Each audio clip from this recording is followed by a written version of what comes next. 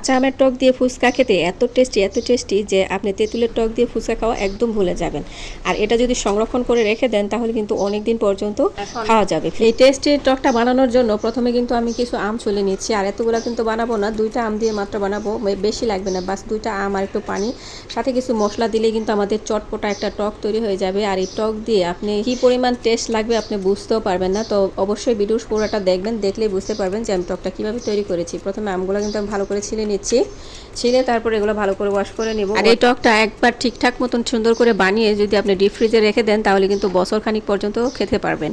বাস আপনি ফুচকা রেডি করবেন আর টকটা শুধু ফ্রিজ থেকে নামাবেন, আর বরফ গলে গেলে সুন্দর খাওয়ার জন্য রেডি হয়ে যাবে। আর যদি ফ্রিজে বেশি করে রাখতে চান তাহলে অবশ্যই বেশি করে আম নিয়ে এরকম করে বানাতে পারেন, তাহলে অনেক দিন পর্যন্ত বেশি করে বানিয়ে রেখে খেতে পারবেন। এখন সুন্দর করে সিলে পরিষ্কার করে আমি ব্লেন্ড করব।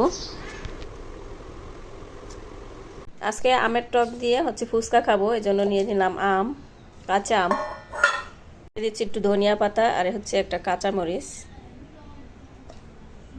দিয়ে দিচ্ছি, টেস্টি ট্যাবলেট, টেস্টি হজমি, একটু পাঁচফোড়ন গুঁড়া, লেবুর রস দিয়ে দিচ্ছি, গুড়,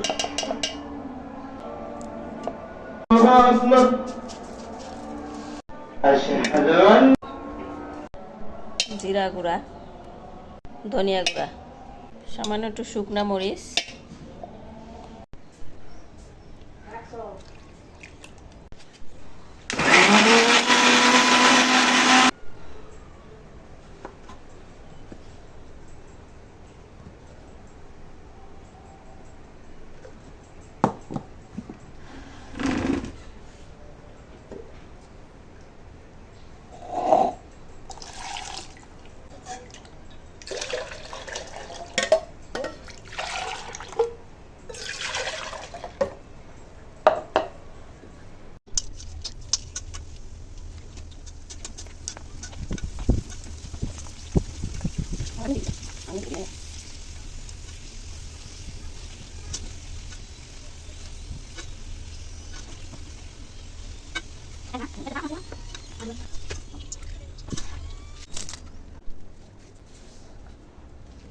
এখন ফুচকা তৈরি করার জন্য আলুগুলা রেডি করে নিব।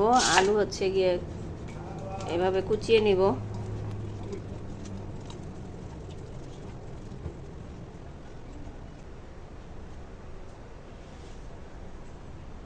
দিয়ে দিব পেঁয়াজ, ধনিয়া পাতা, কাঁচা মরিচ, ধনিয়া গুঁড়া, জিরা গুঁড়া, বিট লবণ, শুকনা মরিচ, কালো গোলমরিচ, উপকরণ যা যা দেওয়া শেষ। এখন এগুলো মেখে নিলেই কিন্তু আমাদের হয়ে যাবে।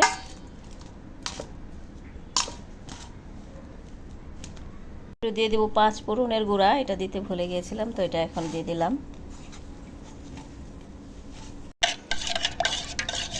এই আমার এই টকটা। এখন এই যে আলু ভর্তার মধ্যে একটু দিয়ে দিব,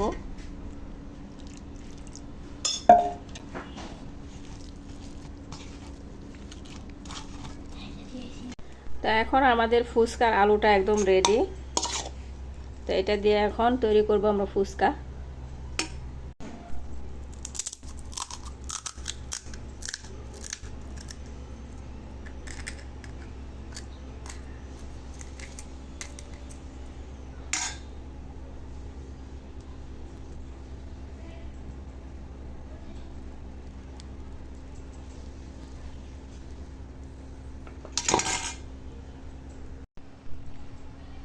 বিসমিল্লাহ।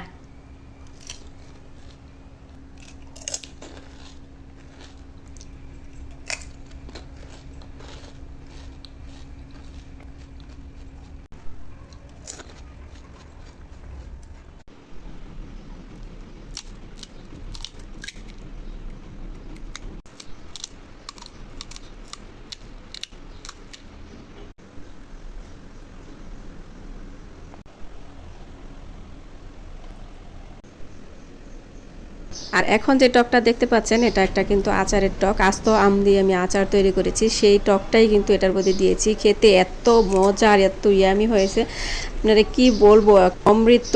ভিডিও ভালো লাগলে অবশ্যই একটা লাইক দিতে বলবেন না। আসসালামু আলাইকুম, আল্লাহ হাফেজ।